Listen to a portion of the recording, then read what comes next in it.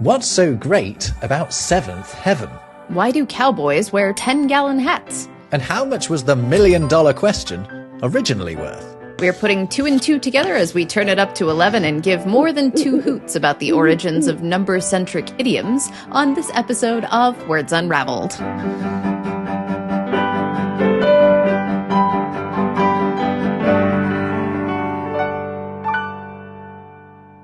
Welcome to another Words Unravelled. I'm Rob Watts from the YouTube channel Rob Words. And I'm Jess Ferris, author of etymology books, including Useless Etymology. And today you can count on a good time because we are addressing number-related idioms. Jess, I've got your number. Look at that. Yeah, why are we doing this subject, Jess? Somebody in our community asked us to do this. It was a really good idea, and there are loads of these, countless, you might even say. Indeed. I mean, we do listen. You see, countless, that's a word first used by Shakespeare. There's one for you. Yeah, but that's not what we're talking about. So we're talking about number idioms. So idioms that have numbers in them, but I took the brief a little too literally, and I have also brought idioms with the word number in them. Maybe we should get those out the way first. Yes, we should do those first. That sounds great. Let's jump right in with the numbers. Podcasting by numbers. Podcasting by numbers. Yes. Actually, I looked that up because obviously I think it's obvious, but that relates to painting by numbers, which is where you have a pre-drawn painting with numbers equating to the numbers written on little pots of paint. And then you paint the right color on the right number and you end up with a beautiful picture. It makes you look like a terribly good painter. My nan did one once. She did it back in the 60s or whatever. It was on her wall. I thought she was some sort of artistic genius. Didn't realize she'd done the painting by numbers. So far as the origins concerned, this is an American invention from the 1940s and 50s. Very, very popular. Millions and millions of painting by numbers kits sold in, I suppose, the wake of the Second World War, which is where people didn't have TikTok, I guess. This is what people were doing, but invented by a guy called Max S. Klein, who was an engineer from Michigan, and an artist called Dan Robbins. Good on you, fellas. Here's one that is listed in the dictionary as an American idiom, although I've definitely heard it plenty in the UK. To do a number on someone. Yeah. Why do we say that? What it is to sort of stitch someone up, right? It's to to win, isn't it? It's to do a number over someone, to fool them, to trick them, to do a number on someone. Does it have to do with stitches? Stitches, go on. You said to stitch someone up. You meant that idiomatically speaking. I did, yeah. Is that like the British equivalent, is it? Do you not call it, it's a stitch up? Yeah, I mean, I've heard it again, but it's not something that I would say. We don't know exactly where to do a number on someone comes from, but one of the theories is it's a vaudevillian term. You know, a number is a song. Oh, yeah, a number is a song. Mm-hmm. So it's to pull a performance on someone. My guess out of nowhere was, with absolutely no backing whatsoever, was that it had to do with like boxing, like down for the count kind of things. It's a good shout. It could be that. Rounds at least in a fight. I was just a little worried it was going to point me in the direction of a specific number, doing a specific number on someone, like doing a number 2 on someone, which would be a kind of similar thing. But that has to be a later idiom. Yeah, number 2. Of course it does. Of course it does. But I would ask people to, by all means, put their own theories in the comments below. Where does do a number on someone come from? To have someone's number, we obviously understand it. It's to know someone so well that you know their phone number, essentially. So it's to have worked someone out to that extent. Do you know who the first public enemy number 1 was? No, but I feel like I should be able to guess. I'm not going to try because I'll embarrass myself. I think you would be able to guess. Very, very famous American gangster. Is it Biggie? It's not. Oh, is it Al Capone? Okay. So arguably it's Al Capone because he was dubbed that by a newspaper, but it was the FBI who would designate this sort of official public enemy number 1. Okay. And it was slightly later than Al Capone. It was John Dillinger. Ah, very nice. I think you would have got there. There are like 2 gangsters that British people know as well, and they're Al Capone and John Dillinger as well. I got stuck on hip hop lyrics because I have a few related ones that Public pertain Enemy. to hip hop later. Thinking too far ahead. 1934 is when John Dillinger is designated by J. Edgar Hoover himself as Public Enemy #1. Now it's like the most wanted, top 10 most wanted or whatever they call it by the FBI. But that was the sort of the birth of it. And John Dillinger was the first to get it. He was killed later that year outside of a movie theater. And I was reading about the circumstances of it. It's really interesting. The FBI set themselves up all around, like the local police. This was in Chicago. The local police were there, but they were told to just go away by the feds. And then as Dillinger was leaving the movie theater, the signal that he was on his way out was a man standing outside, and he just lit his cigar. Just the lighting of the cigar was the signal. Here comes Dillinger. And that's how they finally caught him. And 3 separate officers shot him. And he was dead pretty fast. That makes sense. That does pertain to an idiom, or that reminds me of the idiom 3 on a match, which I wanted to bring up later, but I think it's more pertinent now. The notion is that the third person to light a cigarette from the same match will have bad luck, and the explanations, whether true or not, go back to various wars like the Crimean War or the First World War, which makes more sense for the idiom's timing. And according to that explanation, the first cigarette flame alerts a sniper, the second gives the sniper time to aim, and the third gives the sniper time to fire. Oh, that's excellent. Oh, I like that so much. Isn't it great how we're just coming up with number idioms? They just pop up. This is why this was such a good suggestion. It's just that we're using them all the time and not necessarily knowing it. And so Dillinger's number was up, which is another numbery idiom. Again, we don't know exactly what this referred to. Probably something like a lottery ticket or you call it the draft, right? A conscription ticket, getting your conscription papers, getting your draft papers, your number is up. It's your time to join the army, which is not necessarily a great thing at times of conscription. During the draft tends to be when it's not a great time to be in the army. It's when you're getting shot at the most, isn't it? But I found something quite interesting in the Oxford Dictionary of Idioms. It had a slightly different theory to other places. I'll just read it. I've written it down. I won't read it straight out of the book. It says, this phrase may allude to a lottery number or to the various biblical passages referring to the number of your days, i.e.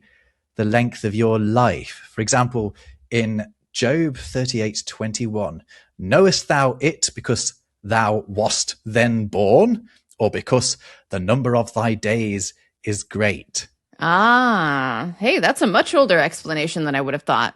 Yeah, but it could be a biblical idiom. A nod. But it might also be from a lottery ticket.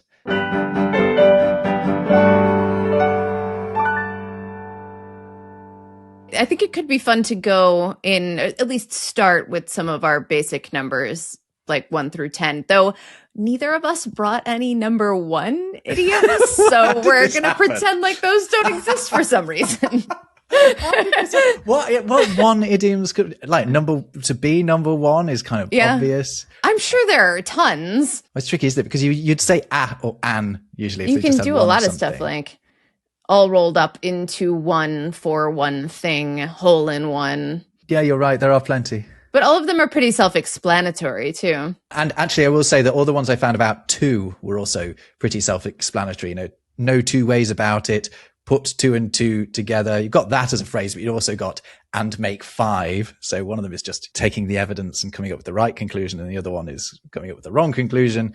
2 can play that game. It's not about a specific game particularly. And it takes 2 to tango. It is about a specific dance. Also, do you ever say, I don't give 2 hoots? I don't say hoots, but yeah. Ah, okay. Well, I could say I give a hoot about something or other, but generally speaking, I'm a little more profane than that. Of course you are, Jess. Of course well, I'm not. I go all hourly hooty. Give 2 hoots, care 2 hoots. So a hoot, believe it or not, is an old measurement. A very, very, very, very small one. That sounds you're not going to find it on a ruler or something. So you know how an atom is so cool because it's unsplittable. It's the smallest particle. Well, another word for just the smallest possible imaginable amount was hoot. A hoot. Hoot. So to give 2 hoots is to give two of a very, very, very, very small amount. That's very funny. I would never have guessed that. I found a nice quote from 1923. It's not particularly old, by the way. I think it might be the late 19th century, but mostly the 20th century. A quotation that says, "I am glad of that, even if he did tell me that as a supercargo. I wasn't worth a hoot in Hades," which I like. All I can imagine is an owl flapping around in hell. But I always assumed that was a minced oath of some kind, or that hoot was sort of used in the same way as like hootin' and hollerin', which is laughing and making a row. Yeah, I was very surprised to find that it has been consistently used to mean a very, very, very, very small amount. Fascinating. Yeah. Have we done 2 cents before? I don't know if we have, but we should go there anyway. Like my 2 cents. I mean, the notion, it's pretty basic. The 16th century expression, "a penny for your thoughts," has also been around. So perhaps giving 2 cents is double that. It's also suggested that it might have something to do with a story from the Bible in which a poor widow places 2 small coins into the offering, and that's all she has, as opposed to a tiny fraction of the rich merchants' fortunes that they're also giving little bits of. Another possibility is that because it's relatively recently found to say my 2 cents versus my 2 pennies worth and things like that, is that it had to do with, it came from a well-known gambler. Despite the little money that he had, he was always willing to bet on a new hopeful boxer. And so he'd say, my 2 cents in for Johnson. But it's interesting.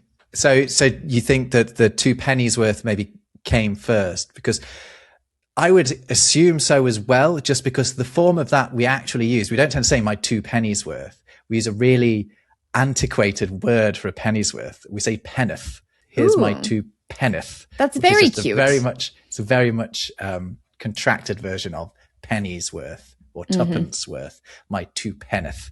I haven't heard anyone use that for quite a while, but I believe it's still current, even if the tuppence is not. I've also seen an explanation, though I don't think it has as many legs as some of the other explanations, that the early cost of postage in England was the 2 penny post was a normal amount. Yeah. Which would also, that would make sense as an explanation for sharing your thoughts, right? Oh, I like that one. Yeah, it's cute. It's not a bad one. That's the fun thing about the idiom episodes, right? Is like sometimes the incorrect origins are as interesting as the explanations, if not more so. Did you get anything for 3? Are we on 3 yet? Yeah, I think we're on 3. We're on the third time's the charm. So we've arrived here. Yeah, why is it? It's kind of vague. The older version is just the third time is lucky. And this is just one of these broader tendencies to treat 3 as a complete sequence. Like it's culturally important because it is the smallest number that creates a repeating pattern or a complete structure in storytelling. 2 gives you a pair, but 3 gives you a beginning, a middle, and an end, or a past, present, and a future, or a setup and a conclusion. Plus, triangles and trinities across all religions. Yeah, trinities, of course. Rule of 3. Right, exactly. Rule of 3, which is the idea that groups of 3 feel especially satisfying or memorable or complete, like friends, Romans, and countrymen, or life, liberty, and the pursuit of happiness, or stop, drop, and roll. But 3 is also a crowd, so it can sometimes be one too many. And bad luck comes in 3s. Yeah. Yeah, this is true. For every proverb, we have an equal and opposite proverb. We do. It's good. You can sound wise, whatever the outcome. Isn't that kind of the point of Polonius's speech in Hamlet that has all of the famous idioms? Is like he's just offering empty advice, some of which contradicts itself. Yes, he is throwing number 2 against the wall and seeing what sticks. 3 Dog Night is the other one that I wanted to do. And this is probably, I don't know whether this is true or not. The notion is that it refers to temperatures so cold that a person, especially like an Inuit person, would need 3 sled dogs sleeping beside them for warmth. And then the widely repeated story about the band 3 Dog Night is it was repeated in a documentary and a few other contexts. Apparently Australian Aboriginal people also used it to describe a cold night where you needed 3 dogs around you. which, I mean, I have 3 dogs, so every night is a 3-dog night for me. That's adorable. Well, I would never have guessed that it was about just being cuddled by dogs. Right. And you say, oh, it relates to Inuit. I thought, oh, okay, it's where like the night is so sort of rough that you need 3 dogs to pull the sled. Yeah, I'd have gone, oh yeah, that makes sense. But no, it's not. None of the explanations are particularly grounded in evidence, so take that with a grain of salt or a frost mite or something like that. Take that with a snowflake. All right. Okay, in which case, full credit to John Ato, the author of the Oxford Dictionary of Idioms. Under 4, the idioms given are the 4 corners of the world, see corner. I actually know what that one is. It's just about maps, maps having 4 corners. It's not that complicated, That's really. That's fun, though. Yeah, it's a good one. On all fours, equal with, presenting an exact analogy with. Yeah, I would say, so that's actually, I haven't heard the phrase used like that. So to be on all fours with something is to be equal to. Yeah, no, I don't think that I've ever heard it in that way. I feel like any use of that term now would be like referring to being like demeaned or sexualized in some way. Yeah, exactly. Or just, having to do something on the floor. It doesn't have to be. It doesn't have to be sexualized. That's what John Ato gives us for 4. I'm sure we can come up with some more intriguing ones with 4 if we think about it again. Maybe we'll revisit this. On to 5. Now, a lot of the 5 ones are related to these, aren't they? Oh, yes. The fact that we have 5 digits per hand. I was going to say fingers, but I don't want the under the liners telling me the thumb's not a finger. Whatever. But, you've got, give someone a bunch of 5s to punch them. It's just, hit them with your hand, which has 5 fingers. Give someone a high 5. That's the same 5 we're talking about. Gimme 5, you might also say. And then there's a 5-finger discount as well. That's stealing, right? Stealing something. Yeah. Your discount card is your 5 fingers. Yeah, exactly. Whoop. Pilfered it.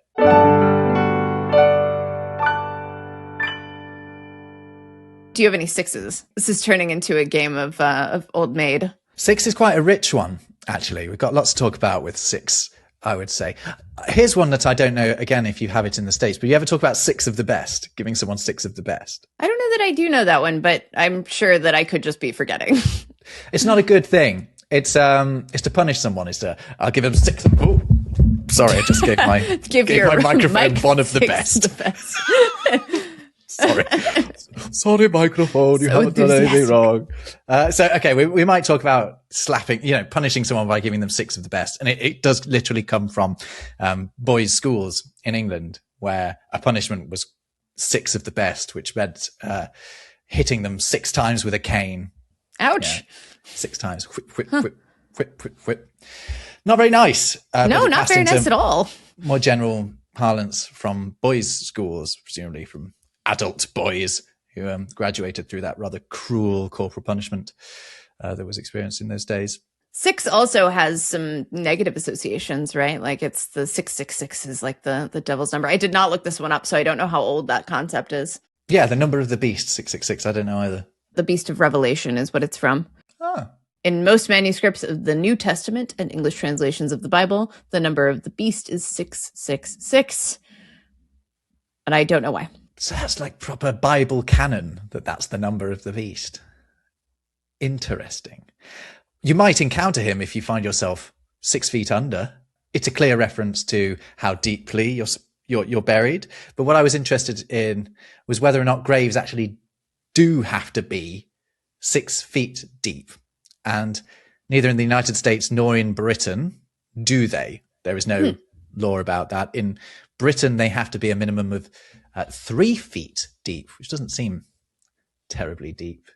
But supposedly the 6 feet deep idea comes from the Great Plague. So the 1600s, it might be a bit earlier than that, but the idea is that if you bury people deep enough, then you can't get diseases sick from them. The bodies. Yeah, but there are also other benefits to it, like scavengers can't get at them so easily. It's easier for the grave digger because 6 foot is about as high as it can be with them still being able to just about haul themselves out, but also it not being so high that they can't chuck the turf out over the top as they're digging as well. That So there's makes quite a lot of logic to it. I thought that was worth looking up. Actually, I looked up the UK Parliament website to find out what the actual law is in Britain. And it says in 1666 and again in 1679, Parliament ordered that all bodies should be buried in a shroud of woolen cloth. So this isn't related to the 6 feet under thing, but I just think it's quite interesting that they did stipulate that. Do you know why they said they should be in a woolen cloth? Well, so there's the reason they gave, which is to protect against disease. But the reason they just thought it was probably implemented was to boost the wool industry by making every time someone dies, they at least get to provide them with a shroud. Which, I thought that was pretty fascinating. Cool. But the practice of digging graves to a depth of 6 feet goes back to at least the 16th century, it says here, and is believed to be a precaution against plague. I took a ghost tour one time in New Orleans where we passed by a particular area and, it's very swampy there. Apparently, there are a good amount of mausoleums, like above ground graves and things in New Orleans, because for a time they would bury people and then the rains would come and then the corpses would just like slide down the hill into your yard. If you want some more burial law, regulations now specify that there must be a layer of earth at least 6 inches between each coffin in a grave. There you go. That's a nice little fact. This is grim. Let's move on. Yeah, no, I'm having fun. So tell us about surely the most modern idiom term that we're going to come to, which is 6-7. 6-7. Well, we should probably start with 6s and 7s, right? There are a variety of phrases here, like at. But we should be clear not to link those two things, right? Just because they both have 6 and 7 in them. 6-7. This thing is not related to at 6s and 7s, though. Seeing this may leave you at 6s and 7s because it means confused or disorganized or in disagreement. And it appears to have developed from an older phrase to set on 6 and 7, meaning to risk everything or leave matters to chance. And the OED's word on this is that it has something to do with dice and maybe a fanciful alteration of an earlier phrase about setting on some of the highest numbers in dice. There's a very early Chaucer quotation that uses that precise phrase that you talked about, set on 6 and 7s. In Troilus and Cressida, he writes, "Let not this wretched woe thine heart gnaw, but manly set the world on 6 and 7, and if thou die a martyr, go to heaven." It's saying, don't let this woe gnaw at your heart. Be a man and risk everything. And if you do so, if you die, you'll at least go to heaven. The confusion sense, I wasn't quite clear on, but perhaps it's just the notion that like losing everything leaves you in disorder. Yeah, it's an interesting one. That I wonder if that's not just the result of a misinterpretation of it that's caught on. Because it doesn't seem right, does it? Yeah, no, it doesn't. It's not a very satisfying explanation. Maybe influenced by 6 of one and half a dozen of the other, this sort of ambivalence idea.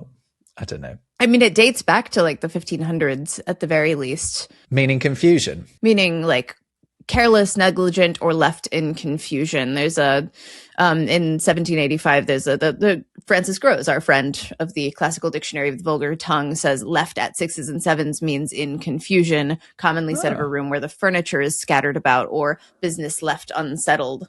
Perhaps it's evoking the tossing of the die or something like that. Oh, right. Yeah. Mm-hmm. Okay. Sort of at a moment of sort of confused suspense, not knowing how the die are going to fall, maybe. Yeah. The speculation. Stretching. The OED doesn't have a very satisfying why on that one.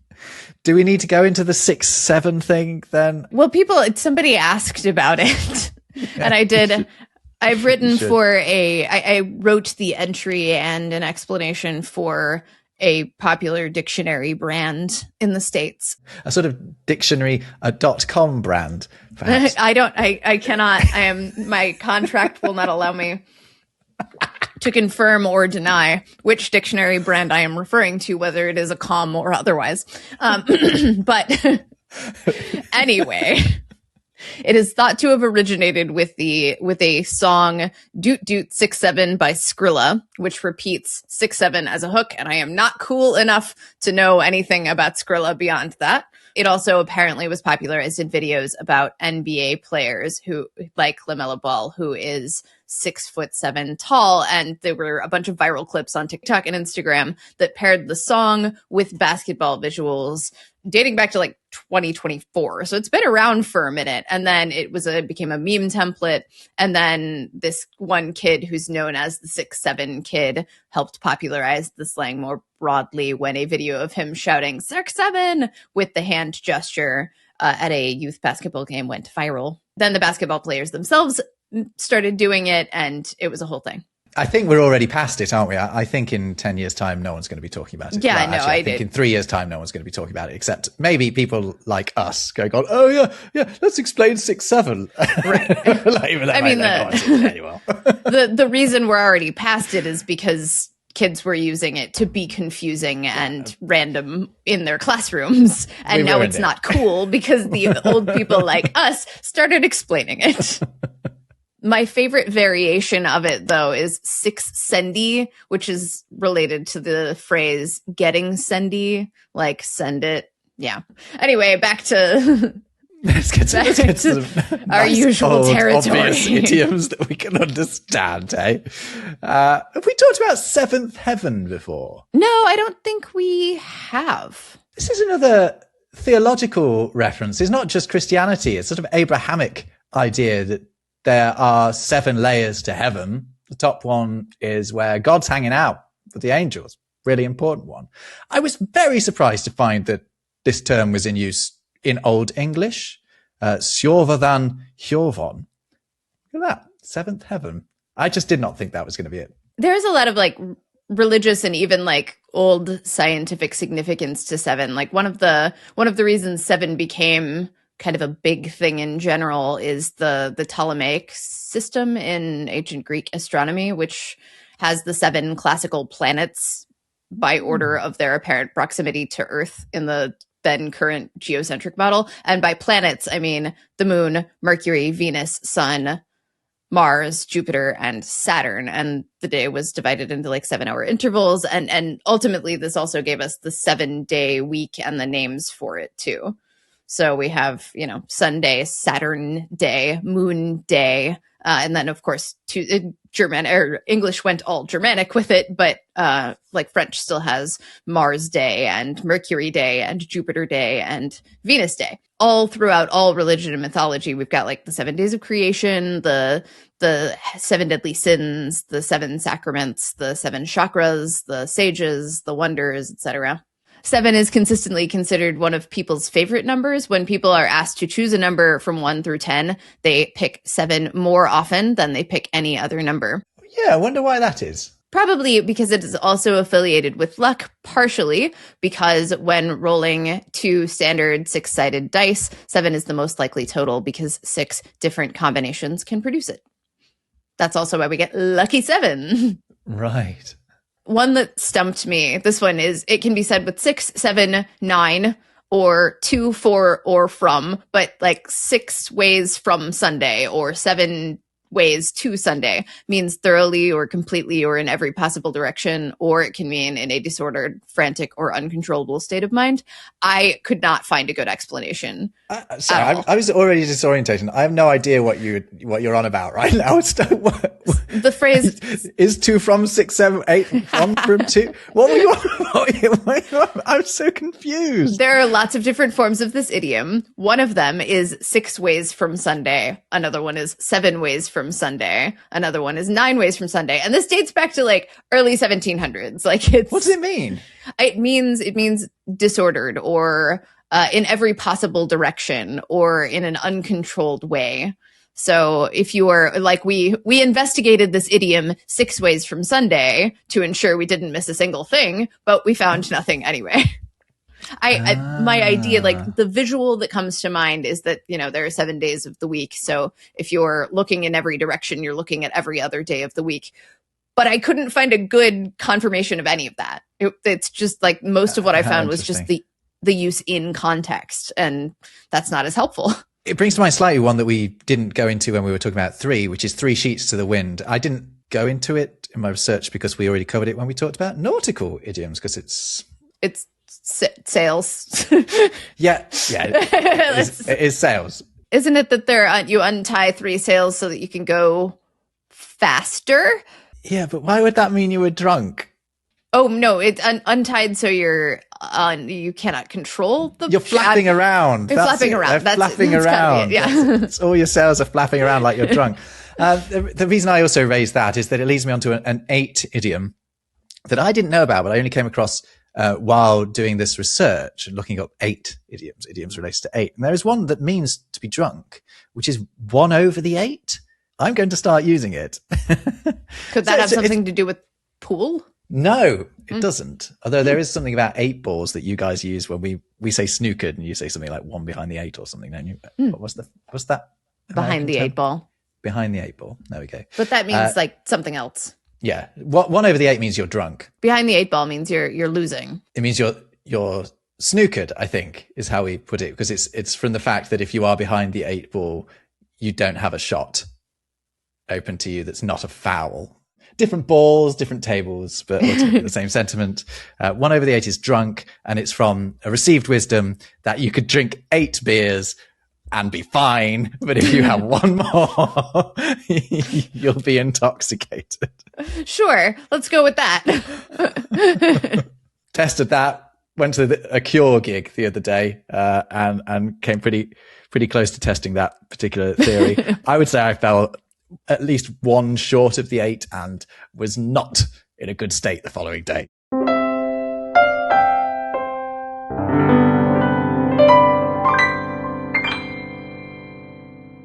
The 7-year itch is the restless desire for change after, especially if you've been married for 7 years, which I've been married for 11 years?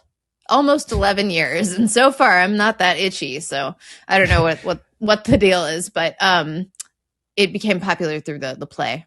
But that in turn is transferred from the idea of the 7-year itch being scabies or some other complaint, right? That comes back, that recurs for 7 years, every year for 7 years. And then it gets used to describe figuratively, getting the itch to philander. Philander, yes, 7 years. The other 7 one that I have is the 7 league boots, which are magical boots that allow the wearer to travel 7 leagues in a single stride. And they appear in a lot of European fairy tales, but most famously Charles Perrault's Hop o' My Thumb or Little Thumbling. And the character, Hop o' My Thumb or Le Petit Boucher, is the youngest of 7 children of a poor woodcutter. And he's unusually wise and bright despite being tiny. And when he and his siblings are abandoned by their parents, he keeps everyone safe from various dangers, including being chased by an ogre. And then he steals the ogre's magic 7 league boots.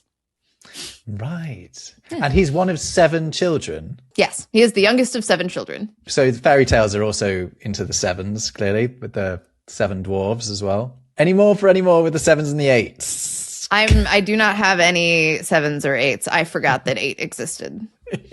All right, so we got 1 over the 8, an idiom that none of us have ever heard of. that's what you gain. Neither 1 nor 8 to this equation. 9's a big one. 9 is a really big one that we covered in our second ever idioms episode. It's worth just, I suppose, running through some of the 9 ones. Yeah, we had like 3 or 4 of those, I think. Like dressed up to the nines, it's a phrase supposedly from the 99th Wiltshire Regiment, noted for their particularly smart appearance. We did cloud 9. So there were classifications of cloud altitude. I think the highest is actually 10, but so on cloud 9 is still really high. But the phrase has been on cloud 7 in the past as well. It's because basically nearest to heaven or something like that. Mm-hmm. Yeah, good shout. The whole 9 yards as well. That's one of those ones where there's lots of fun theories about where it came from. No one's totally sure. There's this 19th century anecdote, the judge's big shirt, in which a judge arrives in Raleigh, North Carolina, for a business trip without the right shirt for a formal party he's attending. He asks a lawyer friend to sort one for him to teach the judge a lesson. he sources a gigantic shirt, 5 yards long and 4 yards broad. The lawyer friend pretends to have no idea what's happened and says to the seamstress, "What a silly, stupid woman. I told her to get just enough to make 3 shirts. Instead of making 3, she has put the whole 9 yards into one shirt." The fun part of that idiom, I think, is that there are a dozen explanations for it that range from like military to sports, etc. And whoever is citing that is certain that they are right about it. Yeah, that's right. Yeah, fighter jets had 27 feet of ammunition. If you fired them all off, you went the full 9 yards. It's the length of a kilt, apparently, full 9 yards. Another is that it refers to the amount that a concrete truck could dispense. I don't really get that one, but fine. Lots of theories for that one. In defense of the fighter jet one, although that's not the first recorded instance of that phrase by a long shot, it was popularized in the context of like aviation with that explanation. So like it's not the first recorded instance of it, and it's not the original explanation for it, but it is an explanation for it, and one of the reasons it got bigger. That's legit, isn't it? If the reason is that something becomes popular as a specific context, then that makes it worth a mention for sure. Yeah. Those are the ones that we already did before, but there are more idioms involving 9s or received wisdoms involving 9s, aren't there? Yes. A stitch in time saves 9 is another tailory one. That's the notion that a small repair made early prevents a much larger repair later. And I don't know that it's that whether the 9 is 9 stitches or whether it's just because it rhymes with time. I always assumed that it was you do 1 stitch now for the sake of having to do 9 stitches later. You've got a hole that's a 1 stitcher. Right. Could be a 9 stitch repair if you leave it too long. That's what's always been in my head. And then cats. Specificity, yeah. Oh yeah, cats. Cats have 9 lives. They do. Supposedly. Well, yeah, to us they do, but in some cultures they've got different numbers of lives. Like 7 Spanish lives think they've sometimes. Spanish think they've got 7. I was reading about this. There was a popular TV show on Spanish TV called Siete Vidas, 7 Lives. It took place in Madrid, and the people of Madrid are nicknamed El Gatos, the cats. So that's why the show was called Seven Lives. Yeah. The earliest English recorded instance the OED has is a 1546 collection of proverbs collected by John Haywood, but it predates that in English anyway, because the line in that proverb is that a woman has 9 lives like a cat. So that notion already existed at that point. Yeah, I mean, this is the folly of looking for these things in written texts, is that these things obviously catch on verbally before they catch on in print. It has been suggested that in ancient Egypt, the goddess Bastet had something to do with a cat's many lives, but there's not a lot of evidence that stories around that goddess really inspired a specific number. Yeah, but 7 was an important number to the Egyptians. I don't recall a specific reason why I'm saying that, but I just got it in my head that it is. Since you're in possession of that thought, I did try to find out why possession is 9/10 of the law is an idiom. Oh, nice. It's a fancier way of saying finders keepers, but it dates back to at least the 1800s, and it means that the person who physically controls something has a strong practical advantage in a dispute over ownership, or that they've stolen something, and that's a whole thing. But the notion is a lot older than the 1800s, and there's a record from an antiquary in the 17th century of a proverb saying possession is 11 points of the law out of a supposed 12. I also couldn't find an explanation beyond that, where 12 points in a law came from. I saw explanations saying that like Scottish law involved 12 points, but I got stuck. It surely involves the number of points that are necessary to make the law work, right? I'd have thought.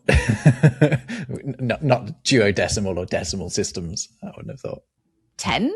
Have you got a 10? I have 10. 10. Go on. All right. So because base 10 is so common, 10 shows up in a lot of idioms, like 10 out of 10. That doesn't need an explanation. But feeling 10 feet tall, like feeling extremely successful or confident, is more recent than I would have thought. The OED has it only dating back to the 1950s, but 10 foot has been used as a modifier for a really long thing or big stuff much longer than that. Like 10-foot coal, for example, was used to describe particularly large coal deposits in Yorkshire. And it wasn't specifically a 10-foot seam, but just a really thick one. A 10-foot pole, by the way, which you wouldn't touch someone with, was originally a 40-foot pole. So it seems we became marginally more tolerant over time, though there was also the variation, wouldn't touch someone with a barge pole, which is 8 to 16 feet. Is that idiom one that you come across often? Because we still use wouldn't touch him with a barge pole quite a lot in Britain. I do not use that one frequently. It's the pole that you use to push a barge underneath a bridge when the horse can't pull it along.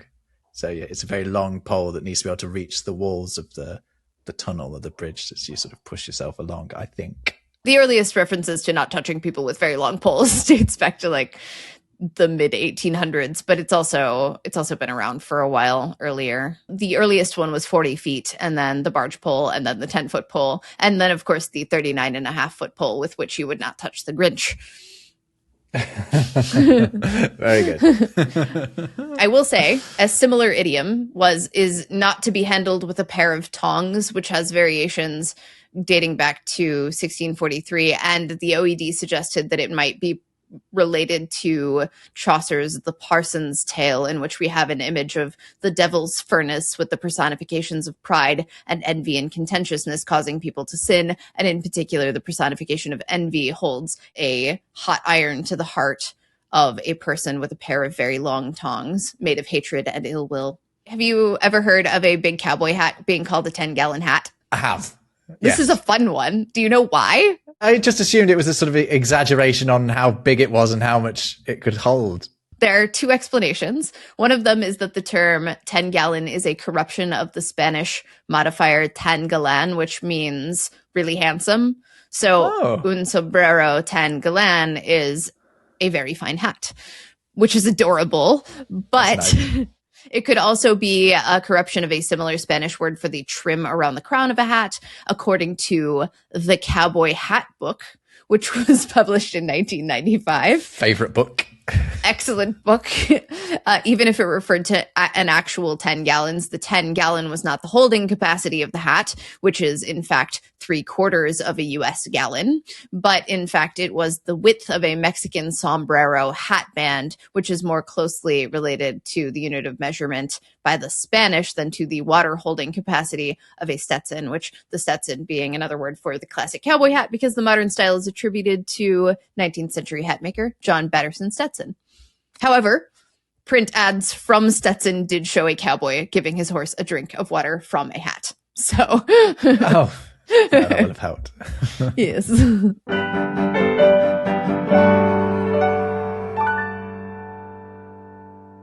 I suggest that we depart from the numerical order thing here and just go for something that sweep up some more numerical idioms. The only other one I had that was in order was turn it up to 11, which is from Spinal Tap. Yes, Spinal Tap. This one goes up to 11. But Chico Marx more or less makes the same joke in Duck Soup. Groucho's character, Rufus T. Firefly, says, give me a number from 1 to 10, and Chico says 11. So, That's not the same joke, though, is it? I mean, it's kind of the same idea. No, it's not. His point is that he's got... I don't want to have to explain it to you like Marty DeBerge had to explain it to him. Right, yeah. The point is that his dial goes up to 11 so that he can go one higher than 10 if he needs to. But why not just make 10 louder? He says, yeah, but this goes up to 11. And that's me putting on my impression of an American doing a British accent, by the way. Even though he actually does a really good British accent, I should say. It is a great movie. Fantastic movie. We should talk about dozens. I dare say we've talked about a baker's dozen before, but it's a story worth reiterating. The idea being that bakers would cook an extra loaf to ensure that if someone bought a dozen, an actual dozen, they would be able to give them 12 that met the weight requirements of the law, because the punishments were weirdly severe for serving someone a bit of bread that didn't have enough wheat in it. That makes sense. They've also been called a devil's dozen in the past, which also meant 13, a long dozen as well, and a printer's dozen, which does seem like something I should have looked up. But Oh, yeah. Printers. It's got to be the same thing, right? So you have an extra one in case somebody buys a dozen. Yeah, maybe. Or maybe one you print gets an extra messed one up. off, or in case one of them's got like a dodgy page in it or something like that. I don't know. Can I bring up one that I found really fun? The $64,000 question. Do you know how much it originally was? It wasn't $64,000. Originally, the idiom was a smaller amount. What was it? $64. Oh. Super cheap question, really. Is 64,000 has to be from the name of the show, though, right? The original term, $64 question, is from a CBS radio show from the 1940s called Take It or Leave It, which was a quiz show. And the biggest prize they had was $64. So you'd be asked a question that was worth $64. And then there's been an extraordinary amount of inflation that's taken it to 64,000 to the $1 million question. People say the $1 billion question now, and probably Right. the $1 trillion question. But originally it was just a $64 question. Presumably the quiz show, the $64,000 question, was an exaggeration of that earlier one, right? Right. I actually didn't know about that quiz show. So. That's the one that made anti-disestablishmentarianism famous. Oh, yes. Yeah. Okay. That's one Which of your I've talked about favorite for you. origin Yeah. stories. Yeah. It that's is. a good one. It is. Yeah. You recently did a really good blog post about that, actually, on your Substack. I'll plug that for people. It's also on my regular blog. I'm being a bit lazy with my various publishing outlets. Are you just copying and pasting from your blog? Sometimes. The $64,000 question did go through. It ended up being relatively infamous, because it was found to have a great deal of scandal around it, like with people being fed answers and things like that. And it made some news that Patty Duke ended up being on the $64,000 question. She had to testify in like a Senate inquiry about it, which was interesting. It was widely televised and very spicy, and it was part of a larger set of scandals about 1950s quiz shows that ended up being challenged because they were misleading the public. Funny, in Britain we had a scandal along those lines, but only in the sort of 2000s and 2010s, when it became apparent that a lot of game shows were actually rigging their quizzes. Now, the rules on having a quiz on like a radio show or a television show in Britain are unbelievably strict, just because of this period where it turned out that occasionally people might have been giving the prizes to family members, or if no one was calling in with the right answer, they would make someone up. Yeah. Anyway, All not for the naming names, so spectacle. it's fine. Yeah, exactly. Since we're on the topic of TV idioms, I could mention 143. Are you familiar with this one? 143. It's in the numbers 143. Wow, that's great. We're getting. Do you know what it three means? for the price of one. No idea. It means I love you on Mr. Rogers' Neighborhood. Oh, it's the number of letters for each word. Very Mr. Rogers' sweet. Neighborhood, Fred Rogers uses the numbers 1 and 4 and 3 to mean I love you from the number of letters in each word. Reportedly, Mr. Rogers also maintained his weight at 143 pounds for the last 30 years of his life. I don't know whether that's true. What other sentences could it be? Bag. Beautiful. Beautiful. Oh. So I've never actually seen this in real life, but social media dictionaries also tell me that the number 1437 is also used in the same way as a numeric expression of the phrase, I love you forever, with forever being 7 letters. And then there's 831, which is a song by Lisa Stanfield recorded in 2001. And the chorus goes 8 letters, 3 words, 1 meaning, which translates to I love you. Yeah, I love it when my idioms involve maths. Math. Can I give us one more before we put this episode to bed? Please. That's 40 winks. That's a fun one. I don't know why we say 40. Yeah, it's to have a little nap. To be honest, I'm not going to be able to tell you why we say 40, other than that historically 40 is just used to be a big number. Yeah. You know, it's throughout the Bible. Oh, Jesus goes off into the desert for 40 days and 40 nights. Can you think of a bigger number than 40? No. And 40 winks is basically that. Like a 40-foot pole. Yeah, exactly. It's just a big number. But I found the earliest written citation of it. A 40 winks nap in a horizontal posture is the best preparative for any extraordinary exertion of either. And that is from a book called The Art of Invigorating and Prolonging Life by Food, Clothes, Air, Exercise, Wine, Sleep, etc., and Peptic Precepts, pointing out agreeable and effectual methods to prevent and relieve indigestion and to regulate and strengthen the action of the stomach and bowels by William Kitchener.